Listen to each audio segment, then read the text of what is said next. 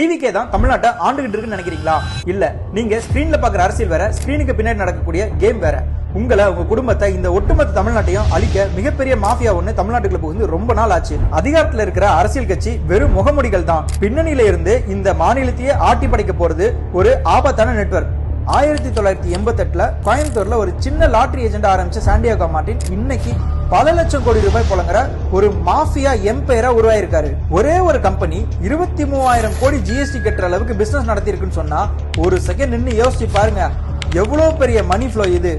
இந்த பணம் எங்க இருந்து வருது? லாட்டரி டிக்கெட் வாங்குறது கோடீஸ்வரங்க இல்ல, ஒரு நாளைக்கு 500,000 சம்பாதிக்கிற சாதாரண மக்கள் தான். இந்த ஹோப் தான் லாட்டரி பிசினஸ் உடைய பிக்கெஸ்ட் ப்ராடக்ட். ஆனா இந்த கதை லாட்டரியோட நிக்கல.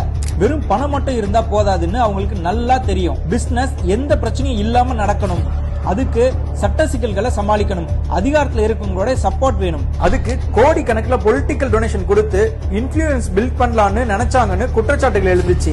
அங்கதான் வருது எலக்ட்ரல் பாண்ட். சுப்ரீம் கோர்ட் உத்தரவுக்கு பிறகு வெளியே வந்த எலக்ட்ரல் பாண்ட் டேட்டால இந்தியாவிலேயே அதிக எலக்ட்ரல் பாண்ட் வாங்கிய நிறுவனம் யாருன்னு பார்த்தா ஃபியூச்சர்ஸ் கேமிங். இது வரைக்கும் இவங்க வாங்கின எலக்ட்ரல் பாண்டுடைய வேல்யூ மட்டும் 1368 கோடி. அந்த பணம் ஒரே பொலிட்டிக்கல் பார்ட்டிக்கு மட்டும் போகல. வெஸ்ட் பெங்கால்ல திரிணாமுல் காங்கிரஸ், தமிழ்நாட்டுல டிஎம்கே, ஆந்திர பிரதேஷ்ல ஒய்எஸ்ஆர் காங்கிரஸ், சிக்கிம்ல ஆளும் கட்சி யூனியன் கவர்மெண்ட் பிஜேபி, அவ்வளவு ஏன் ஆப்போசிட்ல இருக்கிற காங்கிரஸுக்கும் பணம் கொடுத்திருக்காங்க.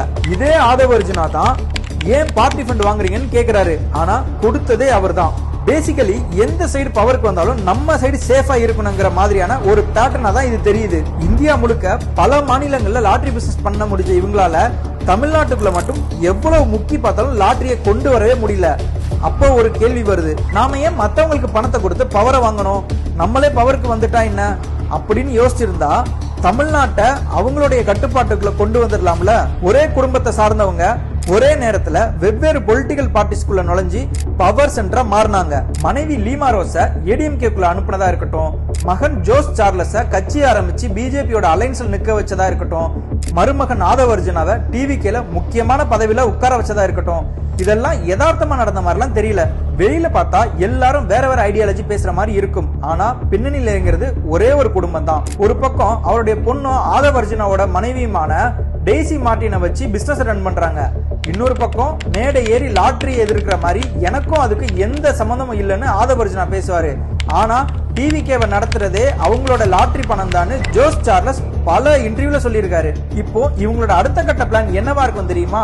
தமிழ்நாட்டுல டாஸ்மாக் கடைகளை மூடினா நல்லா தானே இருக்கும்னு நாம நினைச்சுக்கிட்டு இருக்கோம். ஆனா அரசு கிட்ட இருக்க மதுபான விற்பனைய பிரைவேட் கைக்கு போனா மது விற்கிற அதே இடத்துல சைலண்டா லாட்டரியும் விற்க வாய்ப்பு இருக்கு. Operation lottery, alcohol plus gambling. இந்த காம்பினேஷன் சாதாரண பிசினஸ் மாடல் கிடையாது. ஒரு பக்கம் அடிக்ஷன், இன்னொரு பக்கம் இன்ஸ்டன்ட் மணிக்கான ஆசை. இந்த ரெண்டு சைக்காலஜிக்கல் ட்ரிகர்ஸும் எக்கனாமியா வீக்கா இருக்கக்கூடிய யங்ஸ்டர்ஸ்குள்ள அக்ரெசிவா புஷ் பண்ணும். அதோட சோசியல் காஸ்ட் என்ன?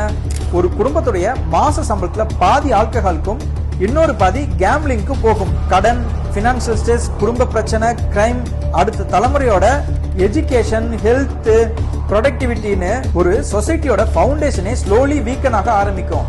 ஒரு நாட்டை செயின் போட்டு கட்ட வேண்டிய எந்த விதமான அவசியமும் இல்ல. ஒரு கையில போதை, இன்னொரு கையில ஒரே நாள்ல பணக்காரன் ஆகலான்ற கனவு. இந்த ரெண்டு செயினும் போதும். லாட்டரி மணி, எல்லா பார்ட்டிலையும் கனெக்ஷன்ஸ், மேசிவ் பிசினஸ் நெட்வொர்க், டாஸ்மார்க்க மூடுறது, இந்த ஒவ்வொன்றையும் தனித்தனியா பார்த்தா ஒரே நியூஸ். ஆனா எல்லாத்தையும் ஒரே போர்டுல பின் பண்ணி பார்த்தா, நடுவுல த்ரெட் போட்டு கனெக்ஷன் பண்ணி பார்த்தா என்ன பிக் பிக்சர் தெரியுதுன்னு யோசிச்சு பாருங்க.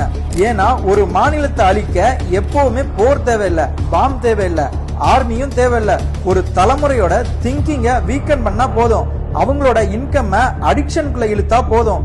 அவங்களோட ஹோப்பை கேம்லிங்குள்ள மாத்தினா போதும். அதுக்கப்புறம் அந்த சொசைட்டி தானாவே பலவீனமா மாறிடும். அதனால இது வெறும் லாட்டரி டிக்கெட்டோடைய கதை இல்ல.